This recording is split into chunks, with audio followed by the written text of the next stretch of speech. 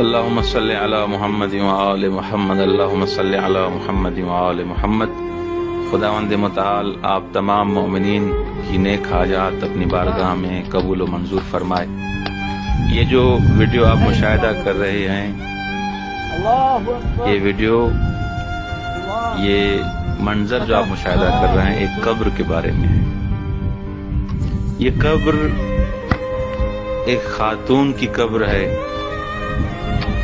اور یہ خاتون جس کے بارے میں ابھی میں بیان کرنے جا رہا ہوں، جس کی قبر ہے، یہ خاتون باحجاب خاتون تھی۔ اس نے پردے کو کبھی نہیں چھوڑا، ہمیشہ با پردہ ہوتی تھی، باحیا خاتون تھی، پاک دامن خاتون تھی۔ ان کے والد محترم سے نقل ہوا ہے کہ وہ فرماتے ہیں کہ کبھی بھی انہوں نے زندگی میں نماز کو ترک نہیں کیا، نماز کو نہیں چھوڑا۔ خوب کتنی یہ بڑی عظمت ہے، کتنی بڑی فضیلت ہے کہ انسان نماز کو کبھی بھی قضا نہ کرے۔ اور اس جوانی کے عالم میں کبھی بھی اس خاتون نے ظاہراً جو یہ جوانی کے عالم میں فوت ہو گئی ہیں، اس دنیا سے چلی گئی ہیں، انہوں نے کبھی نماز کو نہیں چھوڑا۔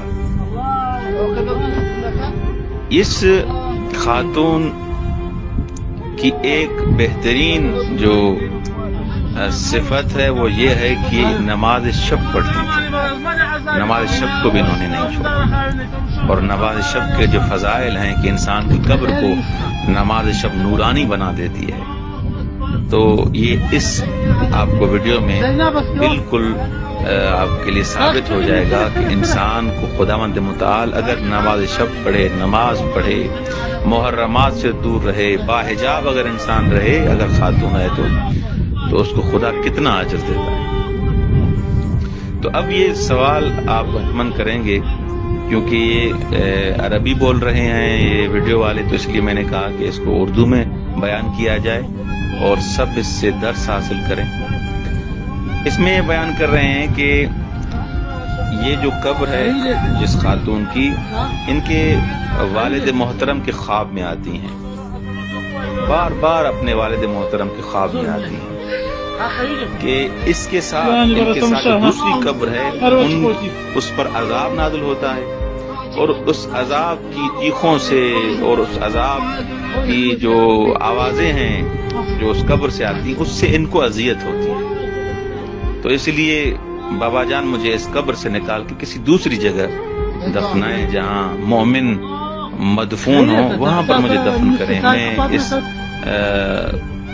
صاحب قبر کی عذاب سے مجھے بہت اذیت ہوتی ہے۔ تو یہ ان کے والد محترم آتے ہیں علماء کے پاس اور فتویٰ لینے کے لیے گئے کہ آپ کیا فرماتے ہیں کہ یہ میری بیٹی اس حالت میں ہے اور وہ بار بار خواب میں آ رہی ہے، کیا میں نبش قبر انجام دے سکتا ہوں؟ ان کی قبر کو کھول کے ان کو قبر سے نکال کے کسی دوسری جگہ شفٹ کر سکتا ہوں، منتقل کر سکتا ہوں؟ تو بلاخر علماء کردستان نے اور ان بزرگوں نے فتویٰ دیا کہ آپ ان کو منتقل کر سکتے ہیں اس جگہ سے کسی دوسری جگہ۔ تو یہ ان کے والد محترم اور جو آپ دیکھ رہے ہیں ویڈیو میں، یہ